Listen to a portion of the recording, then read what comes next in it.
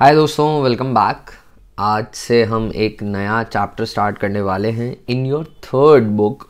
The whole syllabus of 12th accountancy is divided into 3 books. One is partnership, second is company, and the third one is analysis of financial statement. Analysis of financial statement में कुछ chapters और दे रखे होंगे beginning में. Some of them are totally theoretical based chapter and 2 of them are practical chapters but very easy, so I'm going to be taking them later on. अभी पहले मैं important और थोड़ा सा जो डिफ़िकल्ट चैप्टर है, कंपैरेटिवली डिफ़िकल्ट चैप्टर है, उसे पहले ले रहा हूँ, दैट इज़ रेशियो एनालिसिस. इसके बाद मैं कैश फ्लो कवर करूँगा and when we are done with this I will come to the other chapters as well.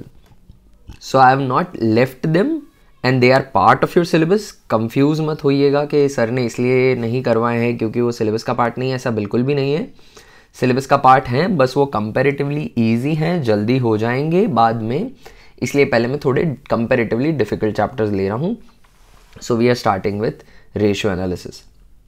Ratio analysis chapter को समझाने से पहले इसका एक प्रेमाइस दे दूँ कि this chapter is not pure accountancy, this is slightly towards financial management. इस chapter के अंदर हम क्या करेंगे, हम डेबिट और क्रेडिट से ऊपर आकर जो इंफॉर्मेशन अकाउंटिंग में रिकॉर्ड हो गई है अब उसको एनालाइज करेंगे, इंटरप्रेट करेंगे, रिजल्ट्स से कंक्लूजन निकालेंगे. अकाउंटिंग प्रोसेस पूरा हो चुका है, फाइनेंशियल स्टेटमेंट्स बन चुकी हैं. अब उन प्रिपेयर्ड फाइनेंशियल स्टेटमेंट में, कंप्लीट फाइनेंशियल स्टेटमेंट में पूरा जो अकाउंटिंग डेबिटर क्रेडिट जो रिकॉर्डिंग से चला प्रोसेस था, जो हमने 11th स्टैंडर्ड में पढ़ा था बच्चों कि accounting is an art of recording, classifying, summarising of financial data and analysis and interpretation of the results thereof. तो जो रिकॉर्डिंग है, क्लासिफाइंग है, समराइजिंग है, वो पूरी हो चुकी है. फाइनेंशियल स्टेटमेंट्स बन चुकी हैं, फाइनल अकाउंट्स बन चुके हैं, मतलब ट्रेडिंग बन चुका है, प्रॉफिट एंड लॉस अकाउंट बन चुका है, अगर कंपनी है तो स्टेटमेंट ऑफ P&L कंपनी का बन चुका है, कंपनी ने अपनी बैलेंस शीट भी बना ली है. अब उस प्रिपेयर्ड फाइनेंशियल स्टेटमेंट से हम अंडरस्टैंडिंग कर रहे हैं उन रिजल्ट्स की, बेटर मीनिंगफुल इंफॉर्मेशन निकाल रहे हैं ताकि डिसीजन लिया जा सके. और ये डिसीजन मेकर्स कोई भी हो सकते हैं, जो हमने 11th स्टैंडर्ड में पढ़े थे, यूजर्स ऑफ फाइनेंशियल स्टेटमेंट. कुछ इंटरनल यूजर्स भी हो सकते हैं, कुछ एक्सटर्नल यूजर्स भी हो सकते हैं. इंटरनल यूजर्स अपने ऑब्जेक्टिव पूरा करने के लिए इन फाइनेंशियल स्टेटमेंट्स को पढ़ते हैं और एक्सटर्नल यूजर्स अपने ऑब्जेक्टिव. फॉर एग्जाम्पल मैनेजमेंट है तो मैनेजमेंट को जानना है कि किसी पर्टिकुलर डिपार्टमेंट की परफॉर्मेंस कैसी रही, हमने प्रॉफिट अच्छा कमाया या नहीं कमाया. एक्सटर्नल हो सकते हैं, जैसे फाइनेंसर्स हो सकते हैं, फाइनेंशियल इंस्टीट्यूशन हो सकते हैं, उनको जानना है कि कंपनी की क्रेडिट वर्दीनेस कितनी अच्छी है, कंपनी को लोन दिया जा सकता है या नहीं, क्या कंपनी हमारा दिया हुआ लोन रीपे कर पाएगी या नहीं. तो ये सारे डिसीजंस लेने के लिए वो यूज़ में लेंगे इन फाइनेंशियल स्टेटमेंट का.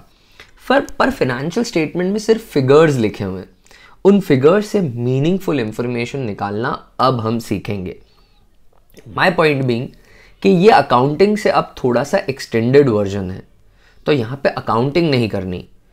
इस चैप्टर के अंदर आपको 2 चीज़ें आनी चाहिए इस चैप्टर को करने के लिए, क्वेश्चंस इसके कन्वीनियंटली ईजिली सॉल्व करने के लिए. One is you need to know all the formulas. There are many formulas in this chapter. Those are concept based, cram नहीं करने पड़ेंगे, कॉन्सेप्ट बेस्ड हैं और नाम में ही बहुत ही कन्वीनियंटली फॉर्मूला भी छुपा हुआ है. अगर आप कॉन्सेप्ट से रिलेट करके चलोगे तो फॉर्मूला लर्निंग तो बहुत आसानी से हो जाएगी. एंड द सेकेंड थिंग, तो first you need is the formulas.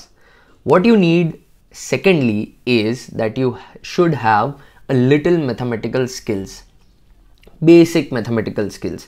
जो रेशियो चैप्टर आपने मैथ्स में पढ़ा था, बेसिकली वही चैप्टर अब आप अकाउंट्स में पढ़ रहे हैं, बस रेशियो के जो फॉर्मूलाज हैं वो अकाउंट से निकल कर आ रहे हैं. बाकी ये रेशियो का, प्योरली रेशियो का चैप्टर है जो आपने मैथमेटिक्स में पहले कभी पढ़ा होगा. With this information provided to you, let's start this part. So ये है दोस्तों चैप्टर रेशियो एनालिसिस और ये है आपकी थर्ड बुक से बिलोंग करता हुआ, जिसका नाम है एनालिसिस ऑफ फाइनेंशियल स्टेटमेंट. मैं बता चुका हूं कि अब हम एनालिसिस कर रहे हैं, प्रिपेयर्ड फाइनेंशियल स्टेटमेंट को एनालाइज कर रहे हैं उसके अंदर हम प्रिपेयर्ड फाइनेंशियल स्टेटमेंट का एनालिसिस करने के लिए बहुत सारे टूल्स यूज़ करते हैं। टूल्स मतलब जरिए पता करने के, एनालाइज करने के। उसमें से एक टूल है रेशियो, कि इन फाइनेंशियल स्टेटमेंट्स को यूज़ करके आप बहुत सारे रेशियो निकालिए और उन रेशियो से आपको कुछ इंटरप्रेट करने को मिलेगा, कुछ रिजल्ट को मीनिंग देने का मौका मिलेगा। तो उसमें से एक टूल रेशियो एनालिसिस जो है वो हम अभी स्टार्ट कर रहे हैं। What is ratio analysis? Now I am coming to the chapter, now I am coming to the point. Ratio analysis दोस्तों, रेशियो कुछ भी नहीं है, रेशियो कंपैरिजन है। कंपैरिजन है दो, क्योंकि हम फाइनेंशियल रेशियोज कैलकुलेट कर रहे हैं, अकाउंटिंग रेशियोज कैलकुलेट कर रहे हैं, तो कंपैरिजन है दो अकाउंटिंग फिगर्स का।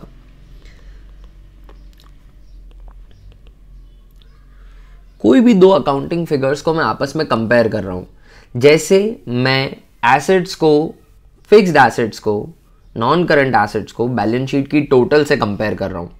मैं देख रहा हूं कि कितने नॉन करंट एसेट्स से कंपेयर टू टोटल एसेट्स। मैं कंपेयर कर रहा हूं ओनर्स फंड को बोरोड फंड से। मैं बिजनेस में ये कंपेयर कर रहा हूं कि कितना पैसा टोटल कैपिटल में, कितना परसेंटेज ऑफ पैसा शेयर होल्डर्स का यानी ओनर्स का खुद का लगा हुआ है और कितना पैसा इन्होंने उधार ले रखा है, इसको कंपेयर कर रहा हूं। तो कोई भी दो अकाउंटिंग फिगर्स को कंपेयर कर रहे हैं, क्यों? एनालिसिस करने के लिए, मीनिंगफुल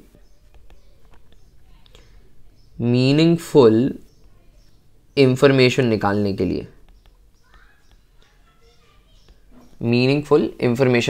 लिए, बेटर इंटरप्रेट करने के लिए रिजल्ट्स को। That is it.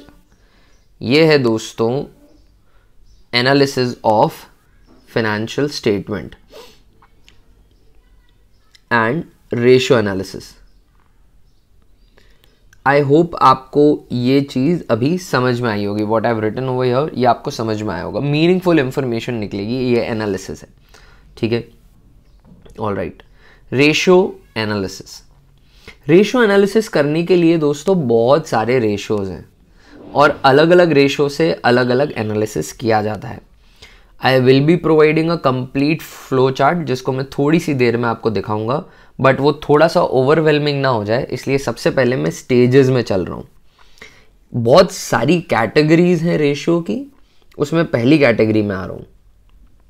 First category, यहां पर हम चेक करेंगे कंपनी की शॉर्ट टर्म सॉल्वेंसी। यहां पर हम चेक करेंगे शॉर्ट टर्म सॉल्वेंसी। सबसे पहले समझते हैं कि सॉल्वेंसी का मीनिंग क्या होता है। सॉल्वेंसी का मीनिंग होता है capability to pay off debt. So what is solvency? कि कंपनी कितनी कैपेबल है, capability to pay off debt, उधार चुकाने की कंपनी की कितनी कैपेबिलिटी है। एंड शॉर्ट टर्म सॉल्वेंसी में क्या चेक करेंगे? शॉर्ट टर्म सॉल्वेंसी हम बेसिकली चेक करेंगे capability to pay short term liabilities या short term borrowings. Short term liabilities को कंपनी की पे करने की कितनी कैपेबिलिटी है। More the capable the company is, better the situation would be. So these are short term solvency ratios. Short term solvency ratio में हम दोस्तों, ये फर्स्ट कैटेगरी है। यहां पर हम क्या चेक कर रहे हैं? हम चेक कर रहे हैं कि कंपनी कितनी कैपेबल है अपनी शॉर्ट टर्म लाइबिलिटीज को पे करने के लिए, right? Short term solvency, this is the first category. इसके अंदर बहुत सारे रेशियोज आएंगे। इसमें पहला रेशियो आता है दोस्तों, फर्स्ट रेशियो जो आता है, दैट इज करंट रेशियो। दोस्तों अगर मैं शॉर्ट टर्म लाइबिलिटीज की बात करूं तो वो टेक्निकली क्या है? Short term liabilities are nothing but current liabilities. और क्या बोलते हैं उन्हें? करंट लाइबिलिटी तो बोलते हैं, करंट लाइबिलिटीज। तो हम यहां पे चेक कर रहे हैं कि कंपनी कितना कॉम्प्रिहेंसिवली अपनी करंट लाइबिलिटीज को पे कर सकती है। अगर आज इसको अपनी करंट लाइबिलिटीज पे करनी पड़े सारी, तो क्या कंपनी अच्छे से इन्हें पे कर पाएगी या नहीं कर पाएगी, ये चेक कर रहे हैं हम। कहाँ से चेक कर रहे हैं? बैलेंस शीट बनी हुई है हमारे पास, उस बैलेंस शीट में गिवन इन्फॉर्मेशन, वहाँ पे करंट लाइबिलिटीज लिखी हुई मिल जाएंगी। अगर मुझे प्रॉफिट पता करना है तो वो पता पड़ जाएगा, टोटल एसेट्स पता करने तो सब बैलेंस शीट में लिखा हुआ है अपनी अपनी जगह। मैं चेक कर रहा हूँ कि कंपनी कितना केपेबली अपनी करंट लाइबिलिटीज को पे करती है। अभी तक की अपनी अकाउंटिंग नॉलेज में करंट लाइबिलिटीज यानी creditors, bills payable, short term loans, bank OD, इन सबको पे करना है। कहाँ से पे किया जाएगा इन सबको? करंट एसेट से।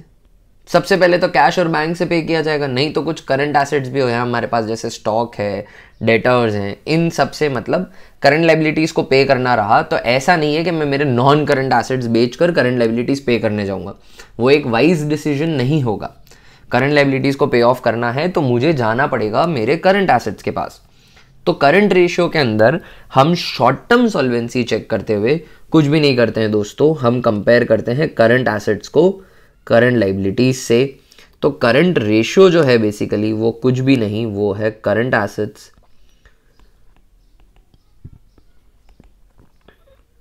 Upon current liabilities. मैं करंट लाइबिलिटीज को करंट एसेट से कंपेयर कर रहा हूं, करंट एसेट्स को करंट लाइबिलिटी से कंपेयर कर रहा हूं। करंट लाइबिलिटीज पे करने के लिए मेरे पास क्या है? Current asset. करंट एसेट्स को करंट लाइबिलिटी से कंपेयर कर रहे हैं, ये हो गया current ratio. Ideal current ratio जो है, आइडियल करंट रेशियो, ये मैथम आपको बुक्स में बता रखा है, ये 2:1 माना जाता है। मतलब अगर 1 रुपए की करंट लाइबिलिटी पर 2 रुपए के करंट एसेट्स हैं तो अच्छी बात है। 1 लाख की करंट लाइबिलिटीज हैं तो 2 लाख के करंट एसेट्स हैं तो अच्छी बात है। इससे थोड़े ज़्यादा है, that is also very good, क्योंकि करंट एसेट ज़्यादा है मतलब ज़्यादा सिक्योर हैं आप। करंट लाइबिलिटीज़ अगर पे करने की ज़रूरत रही तो करंट एसेट्स अवेलेबल है उन्हें पे ऑफ करने के लिए।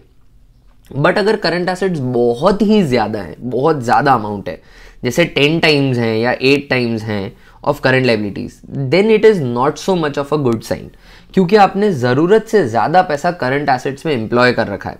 हो सकता है कि आपने बहुत ज़्यादा कैश रखा हुआ हो सकता है कि आपने बहुत ज़्यादा स्टॉक रखा हो जिसकी ज़रूरत नहीं है। ये पैसा आप स्टॉक में ना एम्प्लॉय करके या ये लिक्विड कैश ना रख के करंट एसेट्स और करंट लाइबिलिटीज से करंट रेशियो निकल रहा है। करंट रेशियो अगर 8:1 है, यानी समझिए 1 लाख की करंट लाइबिलिटीज पर 8 लाख के करंट एसेट्स है। तो 8 लाख के करंट एसेट्स होने का मतलब कि बहुत ज़्यादा आपने कैश रखा होगा या इन्वेंट्री रखी होगी, ज़रूरत नहीं है इसकी। 1 लाख की करंट लाइबिलिटीज है तो 2 लाख, 3 लाख या 4 लाख रुपए तक के आप करंट एसेट्स रख लीजिए। उसके बियॉन्ड जो करंट एसेट्स आपने रखे हुए हैं वो पैसा आप करंट एसेट्स में से निकाल कर इन्वेंट्री में इन्वेस्ट करने की बजाय या लिक्विड कैश रखने की बजाय आप इन्वेस्ट कर सकते हैं कहीं लॉन्ग टर्म इन्वेस्टमेंट में, और वहां से आप रिटर्न अर्न कर सकते हैं, इंटरेस्ट अर्न कर सकते हैं और अपने प्रॉफिट्स को इंप्रूव कर सकते हैं। तो आप एक अपॉर्चुनिटी खो रहे हैं टू अर्न मोर प्रॉफिट। ठीक है, तो बहुत ज़्यादा बड़ा करंट रेशियो भी अच्छा सही नहीं है। आइडियल करंट रेशियो 2:1 होता है। तो अगर हमें क्वेश्चन के अंदर कमेंट करने को भी कहा जाएगा तो हम कमेंट भी कर देंगे कि अगर 2:1 से कम है रेशियो तो आइडियल सिचुएशन नहीं है, और 2:1 से थोड़ा ज़्यादा है या 2:1 है तो आइडियल सिचुएशन है, बहुत ज़्यादा है, so then too it is not a good sign. Right friends, current ratio को कैलकुलेट करने के लिए एक फॉर्मूले की और हमें ज़रूरत पड़ेगी, बट वो फॉर्मूला रेशियो का फॉर्मूला नहीं है, वो जस्ट एक हेल्पिंग फॉर्मूला है, which is working capital. Day to day operations को फाइनेंस करने के लिए जो कैपिटल लगी रहती है वो होती है working capital, and working capital is equal to CA minus CL, and by CA and CL I mean current assets minus current liabilities. ये एक असिस्ट करने के लिए फॉर्मूला है करंट रेशियो को, current assets minus current liabilities. ये help करेगा हमें करंट रेशियो निकालने में। जैसा कि मैंने आपको बताया दोस्तों कि इस शॉर्ट टर्म सॉल्वेंसी रेशियो की कैटेगरी में, ये कैटेगरी है तो इस कैटेगरी के अंदर और भी रेशियोज आते हैं। एक रेशियो है करंट रेशियो, बस एक और रेशियो और आता है इसमें, that is liquid ratio. And दोस्तों लिक्विड रेशियो के कई और नाम हैं, इसे कहा जाता है क्विक रेशियो भी, और इसे एसिड टेस्ट रेशियो भी कहा जाता है। All are the name of the same ratio. Liquid ratio, quick ratio या एसिड टेस्ट रेशियो बोले एक ही बात है। इसका फॉर्मूला हो जाएगा दोस्तों, यहां पर भी मैं यही कंपेयर कर रहा हूं कि how capable the company is to pay off their current liabilities. तो मैं करंट लाइबिलिटीज को ही कंपेयर करूंगा किसी चीज से, पर मैं करंट एसेट्स को purely available to pay of current liabilities बोलूं, ये इतना असेसमेंट नहीं है, या फिर मैं ऐसा कहूँगा कि मैं थोड़ा और स्ट्रिक्ट हो रहा हूँ। मैं बोल रहा हूँ सारे करंट एसेट्स अवेलेबल ही नहीं है करंट लाइबिलिटीज पे करने को, ओनली लिक्विड या क्विक एसेट्स ही अवेलेबल है। So I am changing the formula to quick assets upon current liabilities and calling it quick ratio. Quick assets ही अवेलेबल है। कहने का मतलब क्या है कि आप ऐसा कह रहे हैं कि अगर करंट लाइबिलिटीज पे ऑफ करने की जरूरत पड़ी तो हम करंट एसेट से पे कर देंगे। These people are saying that current assets सारे अवेलेबल नहीं होते, ओनली क्विक एसेट्स अवेलेबल होते हैं। What are quick assets? Quick assets is equal to current assets minus inventories and prepaid expenses. Now ये दोनों को हम क्यों सबट्रैक्ट कर रहे हैं? दोस्तों, अगर करंट लाइबिलिटीज पे ऑफ करनी पड़ी तो जरूरी नहीं कि आप उसी समय करंट लाइबिलिटीज को ऑनर करने के लिए, उनको पे करने के लिए जरूरी नहीं कि उसी समय अपनी इन्वेंटरीज बेच पाएं। और ना ही आप अपनी इन्वेंटरीज, देखो करंट लाइबिलिटीज में मेजरली क्या होंगे? क्रेडिटर्स होंगे जिनसे आप सामान खरीद के लाए हैं और अब उन्हें पेमेंट करने के टाइम पे आप वो सामान थोड़ी वापस दे सकते हैं। Then comes prepaid expenses. Prepaid expenses are expenses which are paid in advance. तो इन एक्सपेंसेस के अगेंस्ट सर्विसेज मिलेगी। You can not go to the insurance company and say कि मैंने इंश्योरेंस जो आपको प्रीपे कर रखी थी, अब उसके अगेंस्ट मुझे इंश्योर मत करिए, आप मुझे पैसा वापस दे दीजिए। That can not happen. Prepaid expenses can only be utilised in way of obtaining services. You can not get cash against it. And when current liabilities are coming to get paid, उनको cash चाहिए, उनको ये prepaid expenses नहीं दे सकते, ना ही inventories दे सकते हैं। सो इन्होंने कहा कि फिर करंट लायबिलिटी पे करने के लिए करंट एसेट सारे अवेलेबल है, ये मानना अच्छी बात नहीं होगी।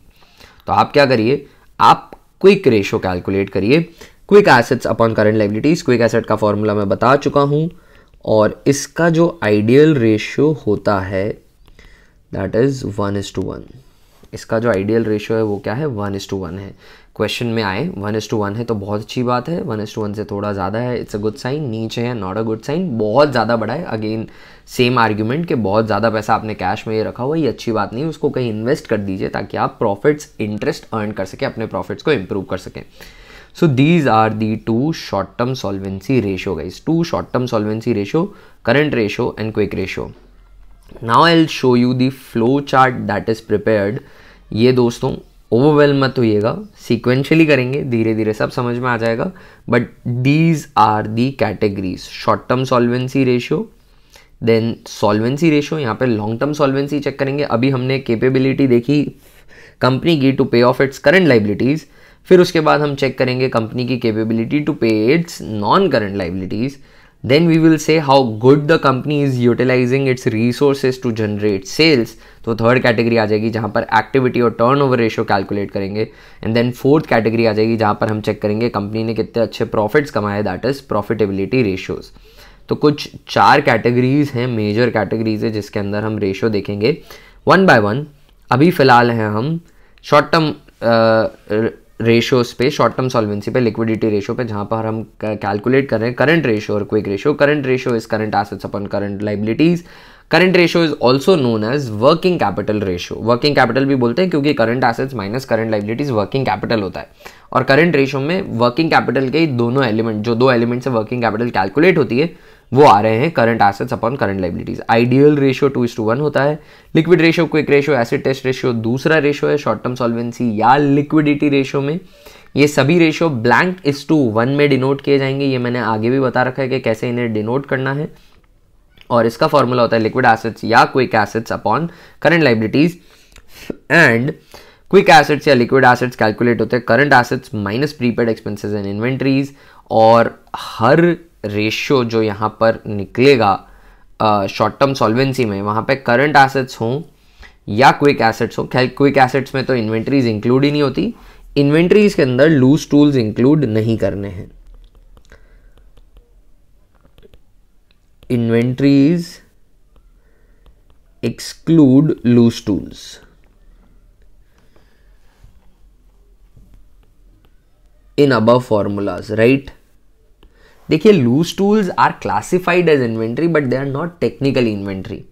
उनको बेचा नहीं जा सकता है करंट लाइबिलिटीज को पे करने के लिए। They are not they are not similar to raw material stock, finished good stock and work in progress. Loose tools आपके स्पेयर्स पार्ट हैं या टूल्स हैं जिनसे आप मशीनरी और इनका मेंटेनेंस करते हैं, उसका कहीं लेना देना नहीं है इन्वेंट्री से. Just because of the classification they are classified as inventory but they are not used as inventory.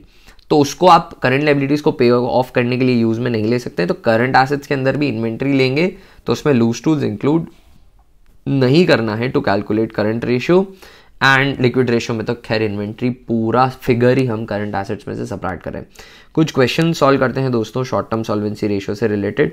आपके सामने सबसे पहला क्वेश्चन है, सिंपल क्वेश्चन है, इंफॉर्मेशन ज़्यादा है बट करना कुछ भी नहीं है. Just we have to calculate total current assets and current liabilities and then calculate the current ratio. From the following compute current ratio and give your comments on it. हमें दे रखे non current investment, these are not current assets. सबसे पहले मैं current assets के आगे एक red mark लगा रहा हूँ. करंट इन्वेस्टमेंट्स ये करंट एसेट्स हैं.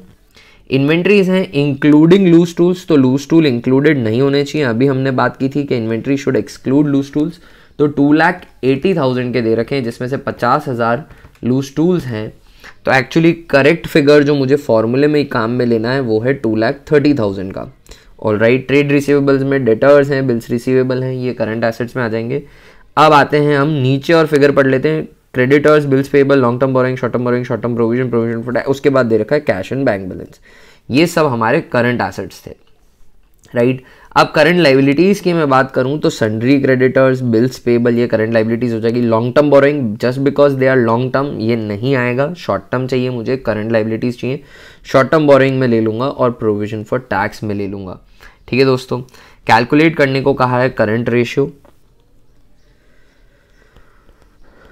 करंट रेशियो लिखेंगे आप सबसे पहले, फिर फॉर्मूला लिखेंगे current assets upon current liabilities. Because we are solving for practice and we are solving just on our own, exam में नहीं कर रहे हैं इसलिए हम ये शॉर्ट फॉर्म्स यूज करेंगे. एग्जाम में इस तरह के शॉर्ट फॉर्म हम बिल्कुल अवॉइड करेंगे बच्चों.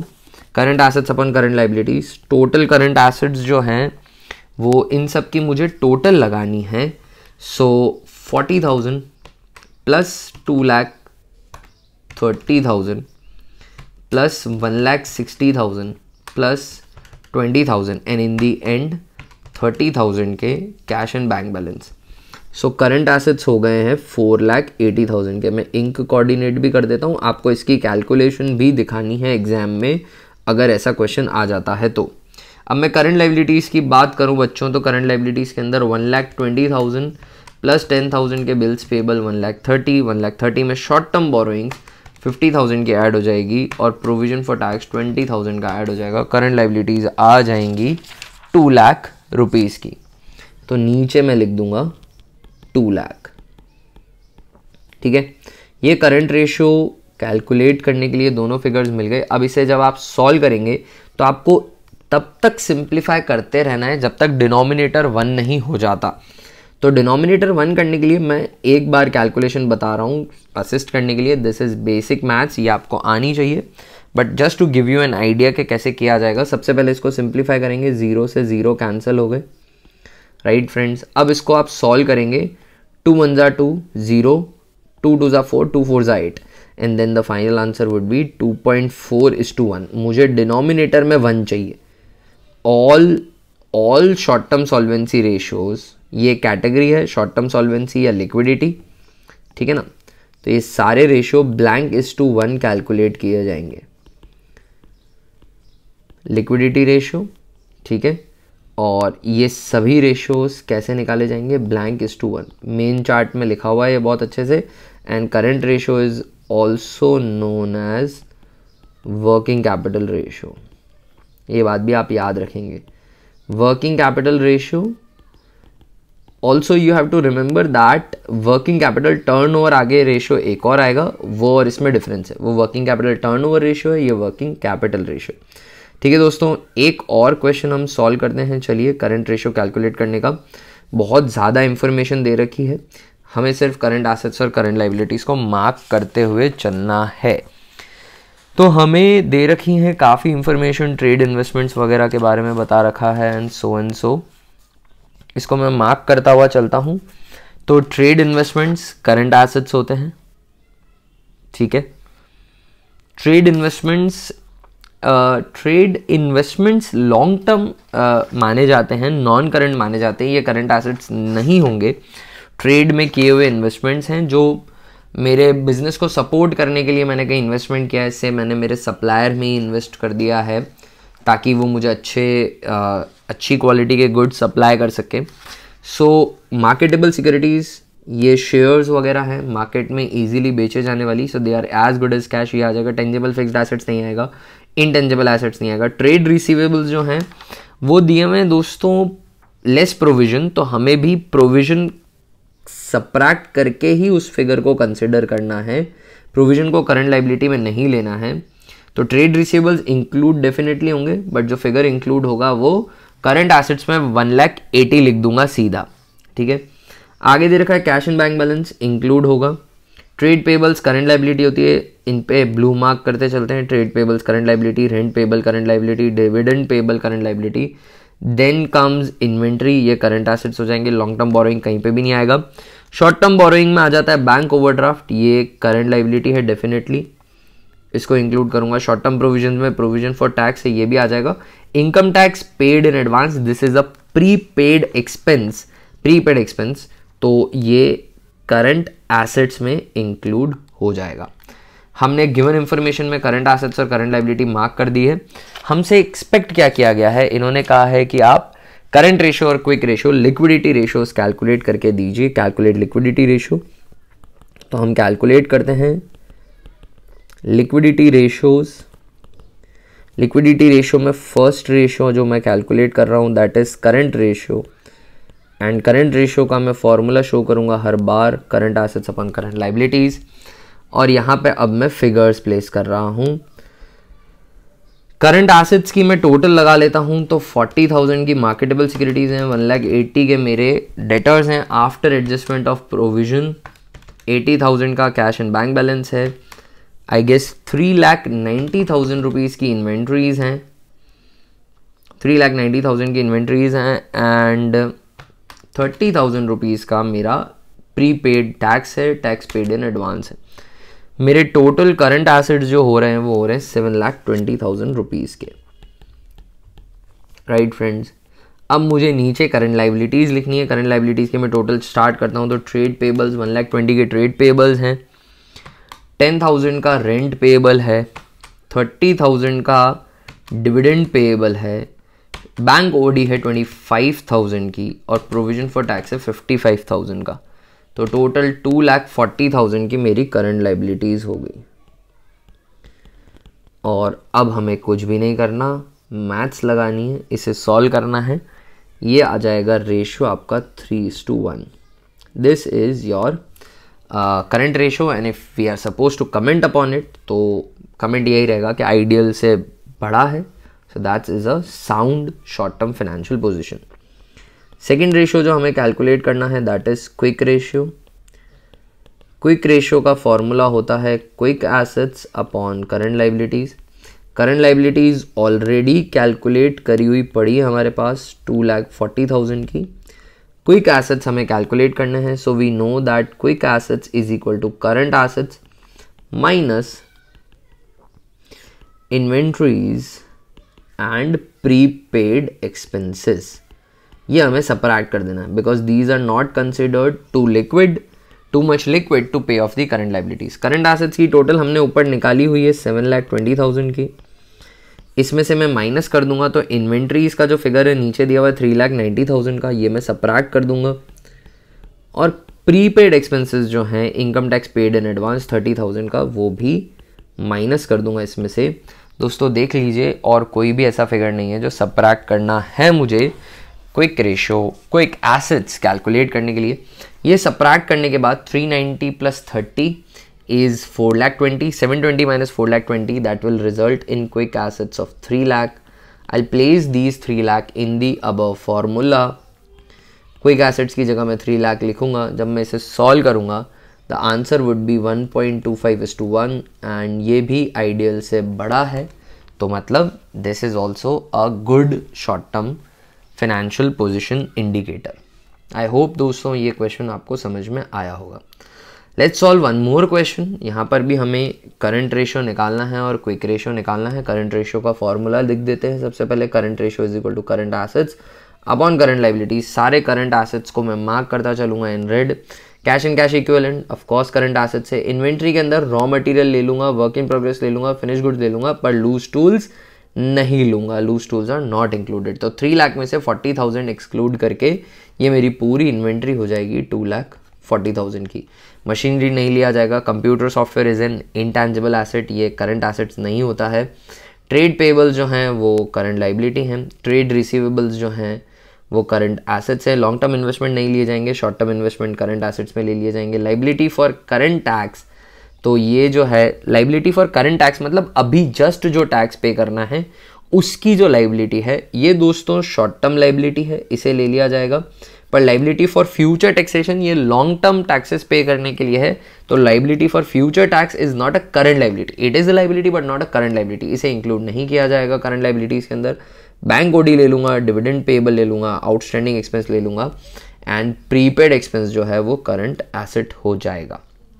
राइट फ्रेंड्स, चलिए अब कैलकुलेट कर लेते हैं। करंट एसेट्स की टोटल लगा लेते हैं 46,000 प्लस 2,40,000 प्लस 2 लाख, देन 50,000 के शॉर्ट टर्म इन्वेस्टमेंट हैं आई बिलीव, यस, एंड 20,000 के मेरे हो जाएंगे prepaid expenses.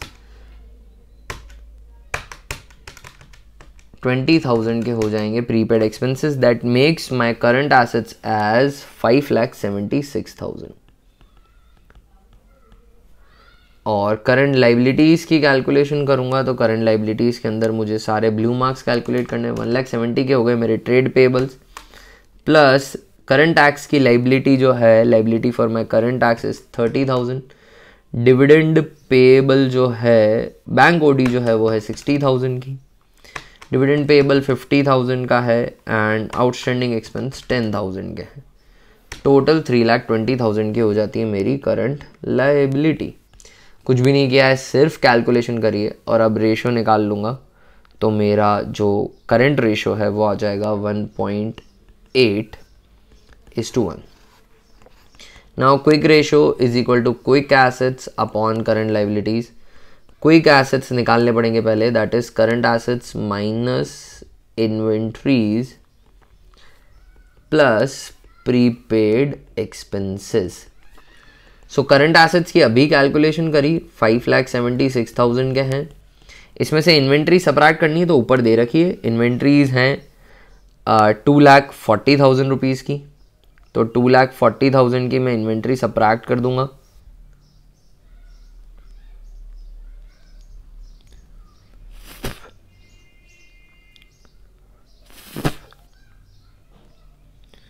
Current assets were 5,76,000 excluding loose tools. Yes, very perfect है। और 2 लाख एक्चुअली जो इन्वेंट्री थी वो 2,40,000 की नहीं 2,60,000 की होगी। Inventories excluding loose tools, I have made a mistake, but मेरा फाइनल कैलकुलेशन सही था because I have use 3 lakh minus 40 in while doing that. 2,60,000 की इन्वेंट्रीज होंगी दोस्तों। 3 लाख में से 40,000 का तो 2,60,000 की इन्वेंट्री रहेगी। तो इन्वेंट्रीज जो हैं 2,60,000 की सबट्रैक्ट हो जाएंगी। और प्रीपेड एक्सपेंसेस जो हैं वो एडवांस में, एक तो टैक्स जो पे कर रखा है, ऊपर जो हमें दे रखा था लाइबिलिटी फॉर करंट टैक्सेशन, खैर ये नहीं आएगा क्योंकि वो लाइबिलिटी है, आउटस्टैंडिंग टैक्स है। जो प्रीपेड एक्सपेंस है 20,000 के वो भी सबट्रैक्ट हो जाएंगे। तो 5,76,000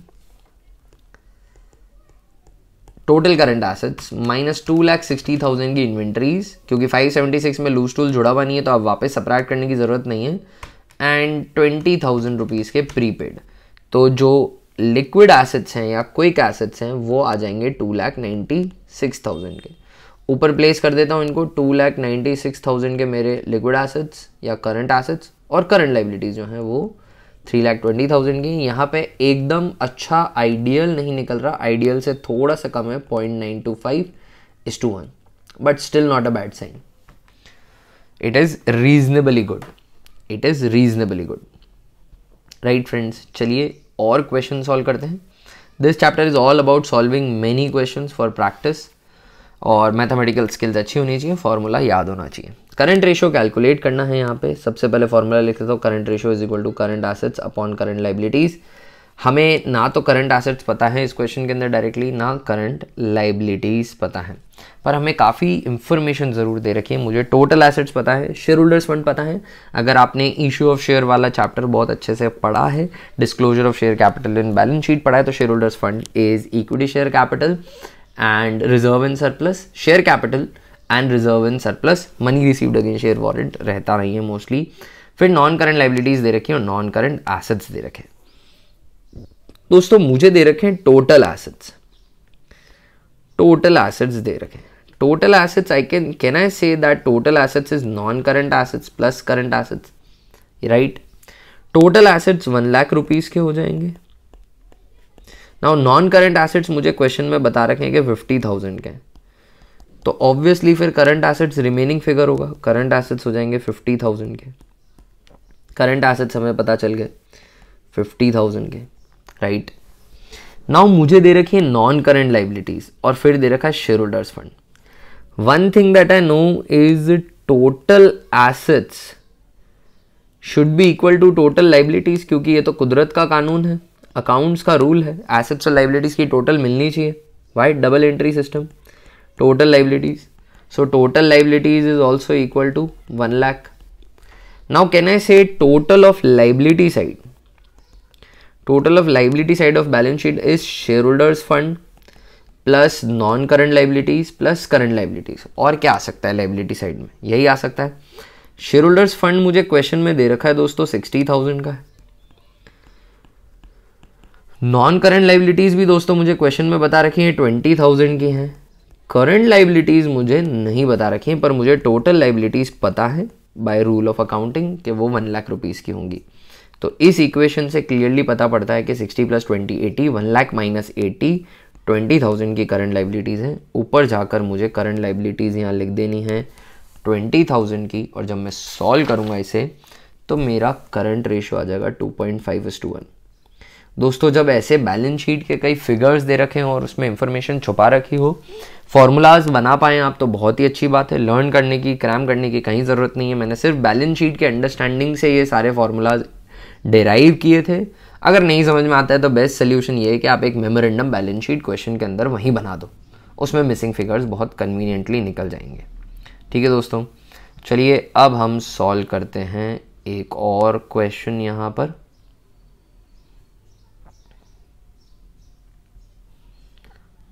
और यहाँ पर हम पता करते हैं करंट रेशियो कैसे कैलकुलेट करना है। हमें यहाँ दे रखा है टोटल एसेट्स दे रखे हैं, फिक्स्ड एसेट्स दे रखे हैं, तो टोटल में से फिक्स्ड एसेट्स और नॉन करंट इन्वेस्टमेंट भी दे रखे हैं। तो वही बात आ जाएगी कि total assets would be equal to fixed assets plus non current investments plus current assets. Total assets 8 lakh rupees के हैं, फिक्स्ड एसेट्स हमें क्वेश्चन में ही दे रखा है वो 5.4 लाख रुपीज़ के हैं, प्लस नॉन करंट इन्वेस्टमेंट 1,10,000 के, तो 1.10 लाख के हो गए।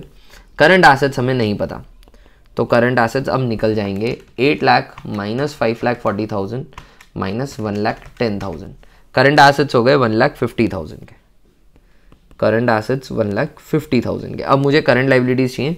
करंट लाइबिलिटीज़ के अंदर दे रखा है शेयर होल्डर्स फंड दे रखा है और नॉन करंट लाइबिलिटीज दे रखा है। वही बात हो गई कि total assets is equal to total liabilities is equal to 8 lakh.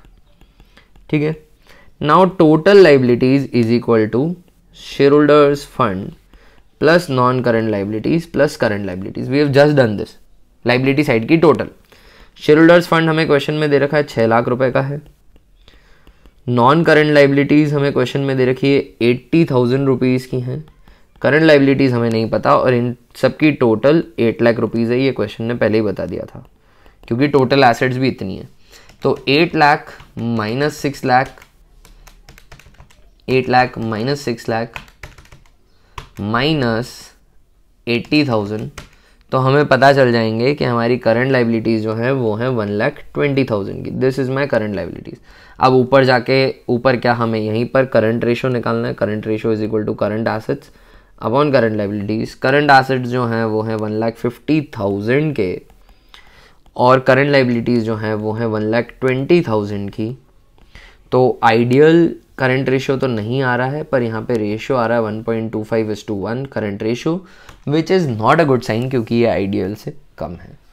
दोस्तों तो ये क्वेश्चन कंप्लीट होता है। फर्स्ट ऑफ ऑल आज हमने समझा कि रेशियो एनालिसिस क्या होता है, क्यों हमें ये चैप्टर पढ़ना है। एनालिसिस करने के लिए आप इस चैप्टर की नॉलेज एक्चुअली कई financial analyst, stock brokers, share market में डील करने वाले रोज़ लगाते हैं और इसकी स्किल्स से इन्वेस्टमेंट डिसीजन करते हैं, बाइंग करते हैं, सेलिंग करते हैं शेयर की। It is not fair to say कि सिर्फ यही करते हैं, बट ये जो नॉलेज है ये उनकी ओवरऑल एप्लीकेशन में काम ज़रूर आती है। डायरेक्टली और indirectly ratio analysis is a part of their daily work to analyze the companies to know which company is performing good and which is not performing good. Auditors जो financial statement को check करते हैं दोस्तों के financial statement true and fair view दे रही है या नहीं दे रही है, वो भी रेशियोज का एनालिसिस करके पता करते हैं कि ये फाइनेंशियल फिगर सही है या नहीं है, कहीं इनमें फ्रॉड तो नहीं है, कहीं में इनमें एरर तो नहीं है, कहीं इनमें कुछ मिस स्टेटमेंट तो नहीं है। तो रेशियो एनालिसिस के बहुत सारे यूजेज होते हैं, नॉट जस्ट अकाउंटिंग यूज़। तो हम यहाँ पर रेशियो एनालिसिस पढ़ेंगे। हमने बेसिक समझा आज, मैंने बताया बहुत सारी कैटेगरीज हैं, एक कैटेगरी को मैंने आज पकड़ा है शॉर्ट टर्म सॉल्वेंसी रेशियो। इसमें 2 रेशियो कैलकुलेट किए, current ratio and liquid ratio, और उससे रिलेटेड कुछ क्वेश्चन किए। आगे आने वाली क्लासेस में मैं कुछ और क्वेश्चंस सॉल्व करवाऊंगा करंट रेशियो से रिलेटेड, करंट रेशियो और क्विक रेशियो के, यानी शॉर्ट टर्म सॉल्वेंसी के। फिर मैं अगली कैटेगरी में जाऊंगा। आपको क्या करना है, क्वेश्चंस जितने करवाए उनकी प्रैक्टिस करनी है, फॉर्मूला लर्न कर लेने हैं। फॉर्मूला लर्न है, एक बार क्वेश्चन की प्रैक्टिस होती है, फिर all you need is some mathematical skills to get the question correct in your main examination. So I'll see you in the next video to solve some more questions of short term solvency ratio. Until then, keep learning, learn the ratios. They should be by heart. जब आप classes देख रहे हैं हर ratio by heart होना चाहिए, तो बहुत आसानी से हो जाएगा। अगली क्लास में जल्दी मिलते हैं दोस्तों, तब तक के लिए बाय। पढ़ते रहिए, मज़े करते रहिए।